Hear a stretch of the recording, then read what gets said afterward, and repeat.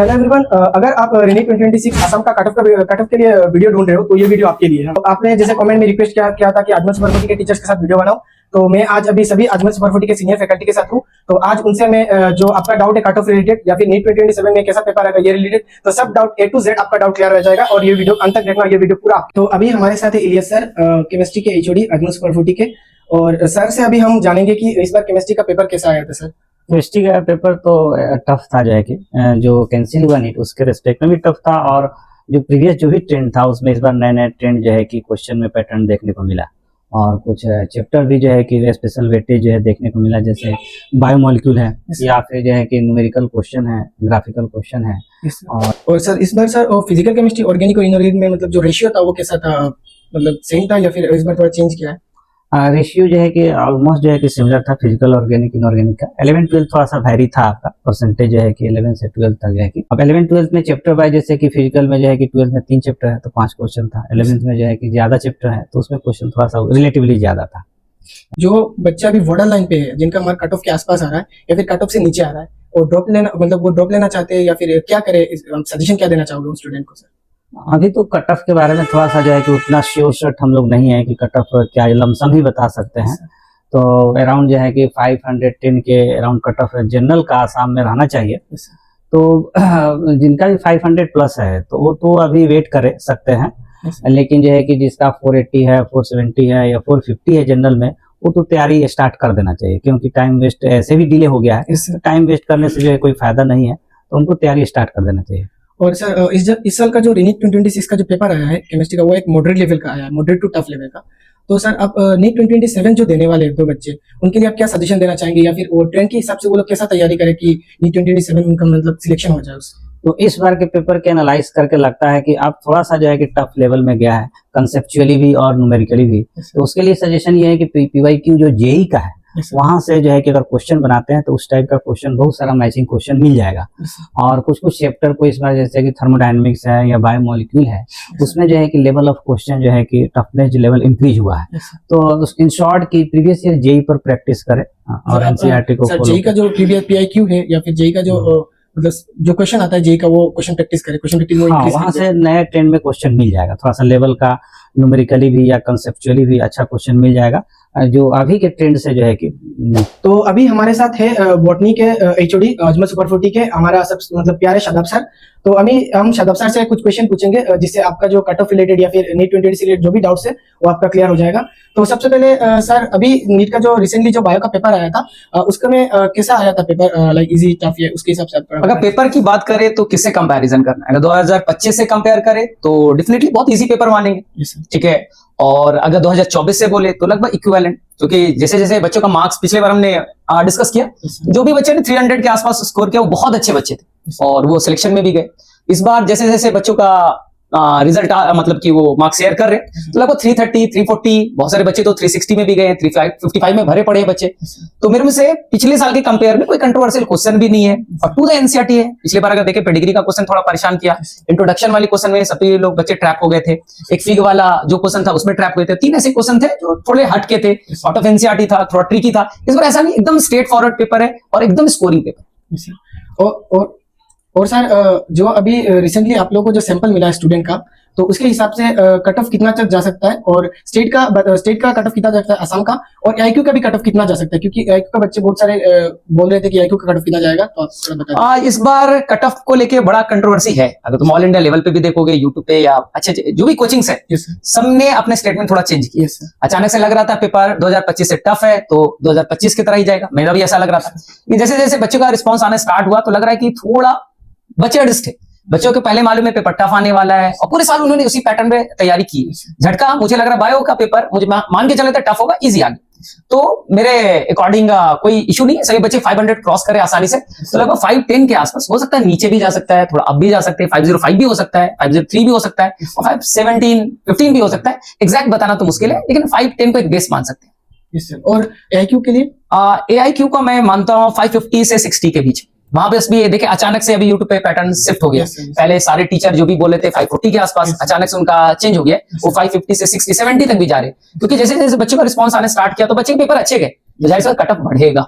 Overall Assam का भी बढ़ने वाला है और ऑल इंडिया भी थोड़ा सा जितना हम लोग प्रेडिक्ट करें तो उसे ज्यादा जा सकता है।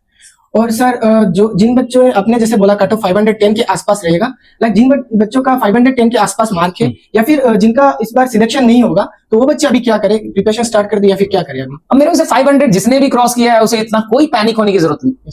पहले आप रिजल्ट का वेट करें, रैंक आएगा, फिर स्टेट मेरिट लिस्ट आएगा, तब आप कुछ भी डिसीजन। मेरे को 500 वाले कोई सब सोचने की कोई जरूरत नहीं है, एकदम वो घर पे एंजॉय करे। इतना टफ एग्जाम दिया, बड़ा मेंटल प्रेशर था, एंजॉय कीजिए इसको, अभी इतना सोचने की जरूरत नहीं है और आप सेफ जोन। हाँ, जो 500 से नीचे हैं तो उनके पास दो ऑप्शन है। अगर ज्यादा ड्रॉप हुआ है तो मेरे से दूसरे फील्ड में भी जा सकते हैं, बीडीएस मिल सकता है, बीएमएस ले सकते हैं, वेटनरी में जा सकते हैं। और जिनका फर्स्ट या सेकंड अटेम्प्ट लगता है हम कर लेंगे, क्योंकि ये पेपर थोड़ा डिफिकल्ट जोन में जा रहा है, अगर उनको लगता है तो मेरे से उन्हें अभी से प्रिपरेशन स्टार्ट कर देना चाहिए। एक आध हफ्ते का ब्रेक ले और नेक्स्ट वीक से उसे प्रिपरेशन में लग जाना चाहिए। और सर जो अभी नीट 2027 के लिए तैयारी कर रहे हैं, जो अभी 12th में है या फिर जिन्होंने अभी 11th से स्टार्ट किया है, तो उन बच्चों को अभी आप क्या एडवाइस देना चाहोगे कि रिसेंट जो एनटीए मतलब इतना ट्रेंड चेंज कर रहा है, तो उसके हिसाब से वो प्रिपरेशन कैसे करे कि उनका कॉन्फिडेंस बना रहे और सिलेक्शन हो जाए? अगर बायो में बात करें तो कोविड के बाद 2020 के बाद देखिए पेपर में कोई ज्यादा वेरिएशन नहीं एक्सेप्ट 2025, ठीक है। तो मेरे से एनसीईआरटी में जाना है। अब बच्चे के पास में है कि सर अगला साल पेपर कैसा आएगा, क्या टफर जोन में होगा या इजी आएगा, दो अप्रोच है। अगर पेपर इजी आता है तो खूब प्रैक्टिस करें, जितना से ज्यादा क्वेश्चंस आप करें, अपने टेस्ट सीरीज के पेपर को करें, पीवाईक्यू को करें, और स्पीड एक्यूरेसी वहीं से आएगी। अगर टफ में आ रहा है तो कॉन्सेप्ट आप बनाए, ठीक है, एनसीईआरटी के डिटेल में जाए, थोड़ा आउट ऑफ एनसीईआरटी को भी थोड़ा सा एक्सप्लोर करें। तो हमेशा तैयारी थोड़ा टफर जोन की करेंगे, इजी बन जाएगी। आप जैसे समझे कि आईटी एडवांस की तैयारी की है तो कोई बच्चा मेंस में फेल नहीं हो सकता, लेकिन अगर मेंस की तैयारी बहुत अच्छा किया है, गारंटी नहीं है कि वो आईटी एडवांस में करे। तो मैं हमेशा बच्चों को बोलता हूं एक लेवल आप तैयारी करें, कितना हो उसका, तो मैं मानता हूं उसका बेस पॉइंट 2010 से 15 जो एआईपीएमटी लेता है वैसा ही पेपर का प्रिपरेशन करे, आपका नीट अच्छा जाए। Okay sir, thank you sir. तो अभी हम अजमल सुपर 40 के बॉटनी के सीनियर फैकल्टी डॉक्टर राही सर के साथ है। तो अभी हम उनसे कुछ सवाल पूछेंगे और आपका जो भी डाउट है वो क्लियर हो जाएगा। सर इस साल बायोलॉजी का पेपर का लेवल कैसा था, लाइक टफ या इजी या फिर हार्ड, कैसा आया था इस बार बायोलॉजी का पेपर? एक्चुअली बायो का जो पेपर है इसके बारे में मैंने एक प्रेडिक्शन दिया था जब पेपर के पहले ही नीट के टाइम में, तो मैंने ये बात वहां भी कही थी कि पेपर जो है 2025 जैसा नहीं होने वाला है और ना ही 2026 जैसा, मतलब बिल्कुल इजी होने वाला है, 2024 जैसा भी नहीं होने वाला है। तो 2026 का जो पेपर था, मतलब जो होने वाला है, जो मैंने कहा था, तो ये भी नहीं कहा कि 24 जैसा होगा, ये भी नहीं कहा 25 जैसा होगा, 24 में पेपर इजी था, 25 में टफ था। इस बार जो पेपर हुआ वो exactly according to my prediction जैसा ही हुआ, दैट इज मॉडरेट। मतलब पेपर मॉडरेट था। हाँ, ये जरूर है कि नीट जो 2026 में जो पेपर हुआ, जो कैंसिल हुआ, वो एक बैलेंस पेपर था बायोलॉजी का, लेकिन 26 में भी अगर हम कहें ओवरऑल तो पेपर उतना बैलेंस नहीं था। बॉटनी के अंदर में there is the slightly tilt towards 11th के अंदर में क्वेश्चन ज्यादा थे बायोलॉजी के अंदर में।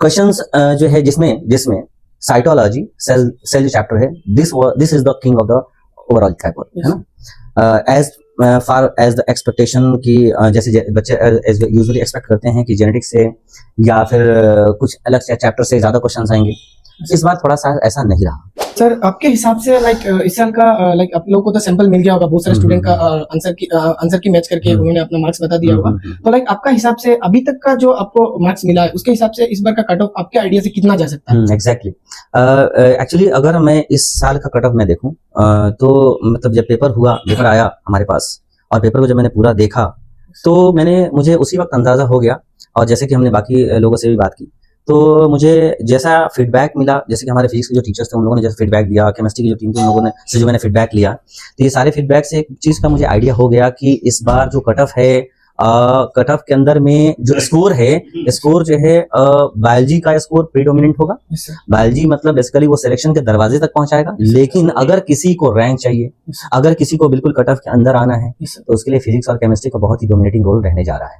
तो according to me this year the cut off is going to be in between 500 and 510 के अराउंड, जो कि मैंने प्रेडिक्ट भी किया था कि हाँ इतना ही के आसपास कट ऑफ जाने वाला है फॉरेन वाले बच्चों का। हाँ, ये फर्स्ट काउंसलिंग का रहेगा अप्रॉक्स 500 to 510 के आसपास। सेकंड काउंसलिंग के अंदर में जब सेकंड जब लिस्ट आएगी तो इट मे बी, मतलब जो बच्चे 495 पे हैं, जो बच्चे 490 पे हैं, they should must be hopeful. आपको बिल्कुल भी नाउमीद होने की जरूरत नहीं है। याद रखिएगा, एक शेर है कि दिल नाउमीद तो नहीं नाकामी तो है, दिल नाउमीद तो नहीं नाकामी तो है, लंबी है गम की शाम मगर शाम ही तो है। तो आप बिल्कुल बेफिक्र मत रहिए, बिल्कुल बेफिक्र रहिए, टेंशन लेने की कोई जरूरत नहीं है। 490 है, टेंशन नहीं लेना है, 495 है, टेंशन बिल्कुल नहीं लेना है। आपको बिल्कुल होपफुल रहना है और इंतजार करना है सेकंड लिस्ट पे आने का। कभी भी इंसान को फर्स्ट लिस्ट पे नहीं जाना है, हाँ फर्स्ट लिस्ट में मेरा नाम नहीं है, मेरा क्या होगा, ऐसा कुछ नहीं है। सेकंड लिस्ट आने का इंतजार करिए, सेकंड लिस्ट आने दीजिए, हो सकता है कि आपका नाम उसमें। तो अभी हम फिजिक्स के एचओडी सर निसाब सर के साथ है और उनसे कुछ सवाल पूछेंगे जिससे आपका कट ऑफ रिलेटेड या फिर फिजिक्स का जो नेक्स्ट ईयर का क्वेश्चन या फिर इस ईयर का क्वेश्चन कैसे आया है इस साल का एनालिसिस आपको पता चल जाएगा इस वीडियो से। तो सर अभी इस साल का पेपर कैसे आया है, जो नीट 2025 को कंपेयर में कैसा आया है नीट 2026 का पेपर? ये जो नीट 26 का पेपर है, रीनीट की बात हम लोग कर रहे हैं, यस सर। तो फिर अगर कंपेयर करें 25 के पेपर से, तो 25 का पेपर भी टफ था और ये वाला पेपर भी टफ है। Yes.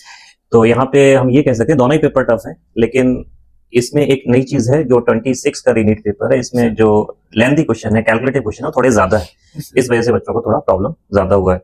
लेकिन दोनों का ही ओवरऑल अगर देखें तो टफ लेवल लगभग सेम ही। अच्छा सर, सर इस साल जो दो कंट्रोवर्शियल क्वेश्चन है लाइक बोनस एक में मतलब ड्रॉप कर दिया क्वेश्चन और एक में 2 ऑप्शन करेक्ट दिया है, तो इसके बारे में आप क्या बोलना चाहेंगे कि इसमें कुछ और मतलब लोग चेंज कर सकते हैं या फिर जो है वही आंसर रहेगा? नहीं, इसमें कोई कंट्रोवर्सी नहीं है। जो क्वेश्चन में उन्होंने ड्रॉप किया है, यानी कि वो क्वेश्चन ही प्रॉब्लम था, उसमें इन्फॉर्मेशन काफी नहीं थी, तो वो 4 मार्क्स सबको ही मिलने वाला है। Yes, sir. और जो क्वेश्चन में 2 आंसर उन्होंने दिए हैं वो भी सही है, दोनों ही चाहिए थे हम लोगों को। तो जिस बच्चे ने भी उनमें से एक भी करेक्ट लगाया होगा उसको +4 मार्क्स मिल जाएंगे। अगर उन दोनों में से किसी बच्चे ने कोई एक भी नहीं लगाया होगा और कोई तीसरा लगाया होगा तो -1 मिलेगा, और जिसने अटेम्प्ट ना किया होगा उसको 0 मिलेगा। No issue.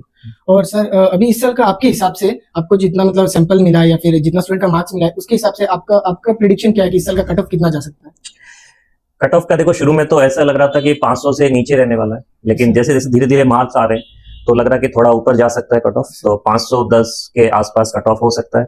बाकी सुना है कि नए कॉलेजेस खुल रहे हैं, अब कितने कॉलेज खुलते हैं, 2-3, उस पर भी डिपेंड करेगा, तो थोड़ा बहुत मार्क्स उससे थोड़ा बहुत गिर सकता है, लेकिन लगभग 510 ऐसा लग रहा है कट ऑफ। और सर अभी लाइक जो स्टूडेंट बॉर्डर लाइन पे है, जैसा कि आपने बोला आपका हिसाब से 510 के आसपास जाएगा, तो लाइक जो बॉर्डर लाइन पे है या फिर जिनका सिलेक्शन नहीं हो रहा है इस साल, तो वो लोग अभी क्या करें, लाइक प्रिपरेशन स्टार्ट कर दे या फिर क्या करें मतलब इस साल? जो बच्चे बॉर्डर लाइन पे हैं, देखिए उनके लिए तो अगर सुपर 40 का कहा जाए तो सुपर 40 कह रहा है कि भाई आप ज्वाइन कर सकते हैं, और अगर आपका सिलेक्शन हो जाता है तो आप वापस जा सकते हो, आपकी फी रिफंड कर दी जाएगी, तो उसमें कोई इश्यू नहीं है। जो लोग थोड़ा सा भी अगर डर रहे हैं तो वो लोग ज्वाइन कर सकते हैं दोबारा से, अगर तैयारी करना चाहते हैं, और अगर जो लोग किसी और चीज के लिए एग्जाम देना चाहते हैं, कुछ और कर सकते हैं, वो भी कर सकते हैं। और जब तक कि रिजल्ट नहीं आता है, काउंसलिंग नहीं होती है, तो जो भी उनके पास ऑप्शन है वो सब अपने कर सकते हैं, उसमें कोई परेशानी वाली बात नहीं है, और रिजल्ट का वेट करें, कोई दिक्कत नहीं। तो अभी हमारे साथ है सुपर 40 के सीनियर फैकल्टी MI सर, जो हमारे प्यारे MI सर है, और सर से अभी मैं कुछ क्वेश्चन पूछूंगा जिससे आपका जो फिजिक्स का जो अभी एनटीए का जो ट्रेंड है, जैसे क्वेश्चन आ रहा है, हार्ड टफ पेपर आ रहा है, तो इसके बारे में आपको कुछ आइडिया लग जाएगा कि सर आपको बताएंगे कि कैसे पढ़ना है। तो सर नीट 2027 और नीट 2028 के लिए जो बच्चे प्रिपेयर कर रहे हैं, तो उनका स्ट्रेटेजी कैसा हो, कैसे पढ़े, कैसे पढ़ना स्टार्ट करें? ओके, तो जैसे अगर हम फिजिक्स की बात करें तो कोविड के बाद या कोविड के टाइम में फिजिक्स का कुछ ट्रेंड ऐसा था कि जो पेपर था वो इजी आ रहा था, बट लास्ट अभी 25 या 26 की हम बात करें तो अचानक से उसने क्या कर दिया, शिफ्ट कर दिया एकदम से टफर साइड में, पेपर को ले गए। और 25 में तो अचानक से हुआ था, तो बच्चे उस वक्त बहुत ही मेंटली प्रिपेयर नहीं थे, लेकिन 26 में जब रीनीट हुआ, इसमें बच्चे काफी हद तक मेंटली प्रिपेयर थे कि अगर पेपर कैसा भी आएगा हमें उसी हिसाब से अटेम्प्ट करना है पेपर को। अब बात रही कि सर आगे अगर जो हमारा आएगा 27 के लिए हमें क्या करना है, 28 के लिए आगे जो बच्चे प्रिपेयर कर रहे हैं उसके लिए क्या करना है, तो सबसे इंपॉर्टेंट चीज ये है कि एनसीईआरटी तो हमारा बेस है ही है, एनसीईआरटी हमारा बेस रहेगा ही रहेगा, उससे डायरेक्टली तो काफी कम क्वेश्चंस आए, लेकिन कॉन्सेप्चुअल क्वेश्चन, इन डेप्थ बहुत सारे क्वेश्चन पूछे गए। तो फिजिक्स के लिए हमें बहुत ही इन डेप्थ जाना पड़ेगा। आप जैसे प्रिपरेशन स्टार्ट कर रहे हैं तो आपको कॉन्सेप्चुअल पार्ट पे पहले जाना पड़ेगा, इन डेप्थ जाना पड़ेगा, प्रैक्टिस करना पड़ेगा, आपको डिफरेंट आपको टाइप के क्वेश्चंस, न्यूमेरिकल को आपको प्रैक्टिस करना पड़ेगा, तब जाकर आपका कॉन्सेप्ट एनहांस होगा, बिल्डअप होगा, तब जाकर आप आगे परफॉर्म कर पाएंगे, आप 27 में या फिर आप 28 के लिए अगर आप कर रहे हैं तो। और सर अभी लास्ट में जब जितना आपको नीट 2026 के बारे में जितना सैंपल मिला है स्टूडेंट का, तो उस हिसाब से आपका हिसाब से मतलब कट ऑफ कितना जा सकता है इस साल का? अगर हम असम स्टेट कट ऑफ की बात करें, हमारे प्रेडिक्शन के हिसाब से अराउंड 510 जा रहा है, लेकिन हम ये कहेंगे कि 500 से 510 के बीच में रहना चाहिए, और अगर कुछ नए कॉलेजेस ऐड होते हैं तो कट ऑफ और थोड़ा कम जाएगा। तो जो भी बच्चे 500 क्रॉस कर रहे हैं वो बिल्कुल बेफिक्र रहें, उनके बहुत ज्यादा चांसेस हैं, 510 तक तो काफी ज्यादा चांसेस है, लेकिन 500 प्लस वाले बच्चे भी काफी सेफ जोन में नजर आ रहे हैं, जैसे हमारे पास जितना सैंपल आया उसके अकॉर्डिंग अगर हम बात करें तो। Okay sir, thank you sir. Thank you. तो अभी हमारे साथ है हमारे केमिस्ट्री के सीनियर फैकल्टी आजमल सुपर 40 के AKC सर। तो सर से हम कुछ क्वेश्चन पूछेंगे और जिससे आपका केमिस्ट्री रिलेटेड जो भी डाउट्स है वो थोड़ा बहुत क्लेरिफाई हो जाएगा। तो सर इस बार सर लाइक जैसा पेपर आया है उसके हिसाब से सर ऑर्गेनिक में बच्चों बहुत पैनिक करे कि ऑर्गेनिक का कैसे हैंडल करे, क्या करे, तो उसके बारे में आप क्या कहना चाहते हैं सर? Thank you. ऑर्गेनिक के लिए तो पहले पैनिक करने का जरूरत ही नहीं है बच्चों को, क्योंकि ऑर्गेनिक पार्ट जो है वो बहुत आसान है, क्योंकि एक दूसरे से कनेक्टिविटी सबसे ज्यादा है। अगर आपको जियो से आते हैं तो आपको हाइड्रोकार्बन आसान लगेगा। अगर आपको हाइड्रोकार्बन आता है तो पीएल का जो पार्ट है, हेलो एल्किन से लेकर बायोमोलिक्यूल्स तक, वो सारे पार्ट आपके आसान अपना आप हो जाते हैं। तो सबसे पहले जीओसी को ठीक करो, उसके बाद हाइड्रोकार्बन को प्रॉपर ढंग से पढ़ो, और हाइड्रोकार्बन पढ़ने के बाद जीओसी पढ़ने के बाद ट्वेल्व वाला जो पार्ट होते हैं वो आपको समझ में आ जाएगा, उसमें बिल्कुल पैनिक होने की जरूरत नहीं है। और साथ में हम बात करते हैं ऑर्गेनिक का प्रैक्टिस के लिए बारे में। देखो ऑर्गेनिक का सवाल जो है ना वो सेकंडों में सॉल्व हो जाता है। तो आपको अगर फिजिकल केमिस्ट्री का सवाल अगर आप मान लीजिए एक चैप्टर का 100 करते हैं, उसी टाइम पे आप ऑर्गेनिक का सवाल उसे 3 से 4 गुना ज्यादा कर सकते हैं। तो आपको उसके ऊपर फोकस करना है। मान लो फिजिकल केमिस्ट्री के लिए एक चैप्टर में आपने 100 सवाल खेल लिया, तो आप ऑर्गेनिक का कहीं से भी आप सोर्स लो, जैसे कि आप जहां पढ़ते हो, जैसे हमारा सुपर 40 का जो मॉड्यूल है उसमें बेहतरीन है जो सवाल वहां दिया गया, पहले वो करो, ठीक है। उसके बाद आपको अगर एक्स्ट्रा कुछ करना है तो अपने हिसाब से, क्षमता के हिसाब से करो। मान लो सुपर 40 का मॉड्यूल सॉल्व करते हुए आपका टाइम नहीं मिल रहा है तो बाकी कुछ मत करो, उसी को बार बार करो। लेकिन अगर आपको टाइम मिल रहा है तो आपको दूसरा रिसोर्स ढूंढो, जहां आपको लगे करना है वहां से करो। टीचर जो आपको पढ़ा रहे हैं उसके ऊपर विश्वास करो, उसके ऊपर ट्रस्ट करो, क्योंकि टीचर ही होंगे जो आपका सिलेक्शन दिलवाएगा, टीचर ही होगा जो आपको सिलेक्शन की तरफ आपको लेकर जाएगा, टीचर ही है जो आपको सिलेक्शन का राह दिखाएगा। तो आपको टीचर के ऊपर सबसे पहले ट्रस्ट करना पड़ेगा। आपने क्लास 2 से पूछो, सर आपने जो पढ़ाया है क्लास नोट्स उसका पूरा कंप्लीट मैंने कर लिया ऑर्गेनिक का, मेरा कॉन्सेप्ट भी क्लियर है, अपने मॉड्यूल जो है वो भी सॉल्व कर लिया है, तो सर मैं आप एक्स्ट्रा क्या कर सकता हूँ? तो आपको टीचर ही बताएगा जो आपको एक्स्ट्रा करना है या फिर नहीं करना है। उसके साथ साथ मैं बोलूंगा मॉड्यूल जो अपना जेई का PYQ से बच्चों को मैं सजेस्ट करूंगा। मैं ऐसा नहीं जो मैं इस बार का पेपर देख के सजेस्ट कर रहा हूँ बच्चे को, मैं तो हर बार जो अच्छे बच्चे होते हैं मैं सजेस्ट करता हूँ, जो क्लास टीचर का नोट्स पढ़ने के बाद, अपना मॉड्यूल सॉल्व करने के बाद तुम कम से कम जेई का कुछ साल का पेपर जरूर सॉल्व करो, उससे आइडिया लग जाता है, ठीक है। तो बाकी यही करना है, और एनसीईआरटी को बार बार पढ़ना है। देखो एनसीईआरटी ऐसा किताब है जो किसी एक टीचर ने नहीं लिखा, कहीं टीचर ने लिखा है, और ऐसा टीचर ने लिखा है जिसका लगभग 30-35 साल का एक्सपीरियंस है। तो उसमें जो चीजें है ना वो किसी किताब में नहीं है, तो आपको एनसीईआरटी पढ़ना ही है, ठीक है। तो इस तरह आप प्रिपरेशन कर सकते हो ऑर्गेनिक केमिस्ट्री का, चाहे वो फिजिकल हो चाहे वो इनऑर्गेनिक हो। और सर जो मोस्ट आस्क्ड क्वेश्चन है सर कि इस साल का कट ऑफ कितना जाएगा, तो आपके हिसाब से कितना जा सकता है इस साल का कट ऑफ?